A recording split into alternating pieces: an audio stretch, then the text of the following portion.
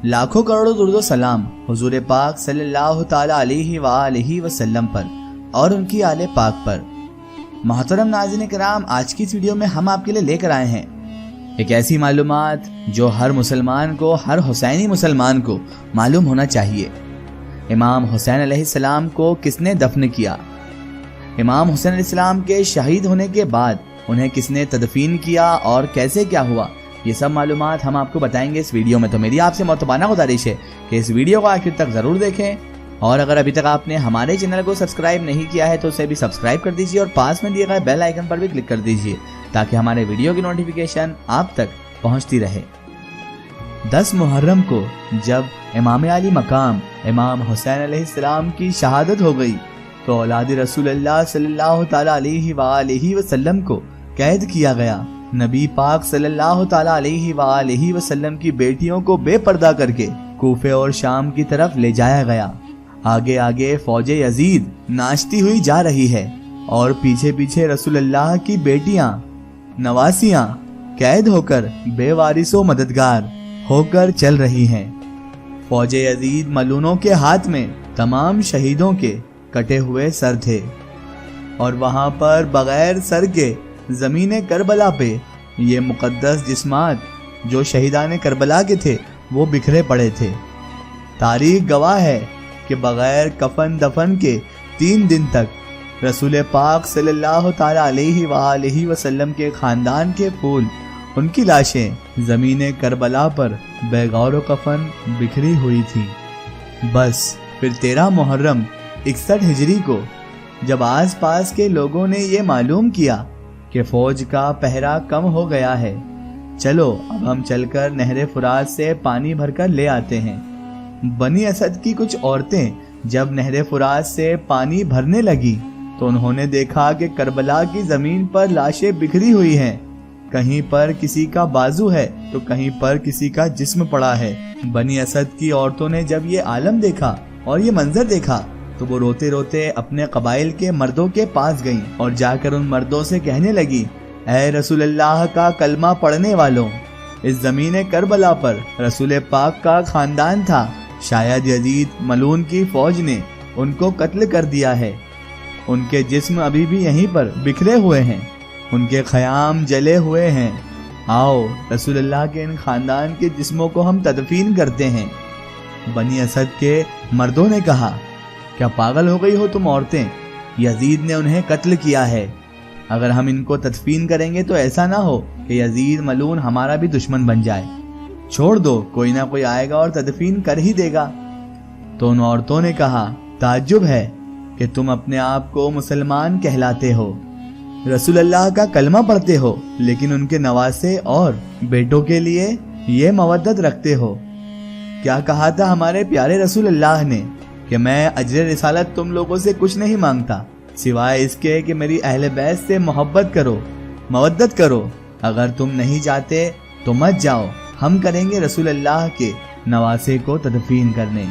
बात जब यहाँ तक पहुँची तो उन्हीं बनी असद के मर्दों में से कुछ की गैरत जाग गई और वो उन औरतों के साथ ज़मीन करबला आ पहुँचे। बस उनका ज़मीन करबला पहुँचना था तो उन्होंने वहां पर देखा कि किसी के जिस्म पर, किसी के तन पर सर नहीं है, किसी के बाजू कटे हुए हैं। आखिर किसको किस तरह से तदफीन करें? तो उन्होंने सोचा कि एक बड़ा सा खड्डा खोदते हैं और सब जिस्मों को उसके अंदर ही तदफीन कर देते हैं। वो खड्डा खोद ही रहे थे कि इतनी ही देर में मौजिज़े से एक घोड़े सवार वहां पर आ गया। उन लोगों ने समझा कि शायद कोई सिपाही आ गया है तो इन लोगों ने उनसे पूछा, कौन हो आप? तो वो घोड़े सवार रोकर कहने लगा, मैं रसूलुल्लाह के नवासे का बेटा अली ज़ैनुल आबदीन हूँ।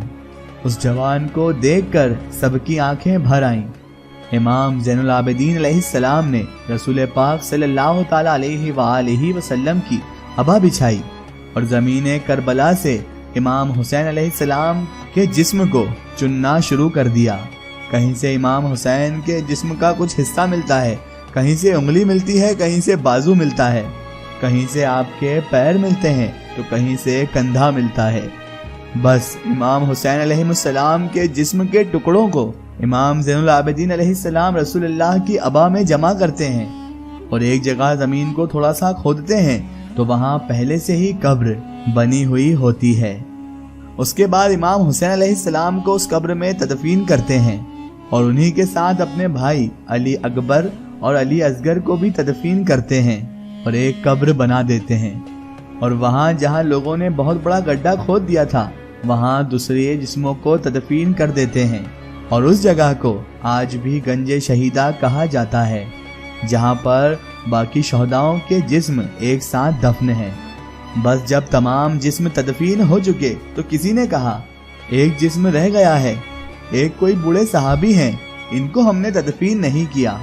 تو امام سجاد علیہ السلام رو کر فرمانے لگے کہ یہ بوڑھا شخص حبیب ابن مظاہر ہیں، اللہ تبارک و تعالی یہ چاہتا ہے کہ ان کا جسم ایسی جگہ دفن ہو کہ جہاں جب بھی کوئی امام حسین علیہ السلام کے پاس آئے تو ان کو سلام کر کے آئے۔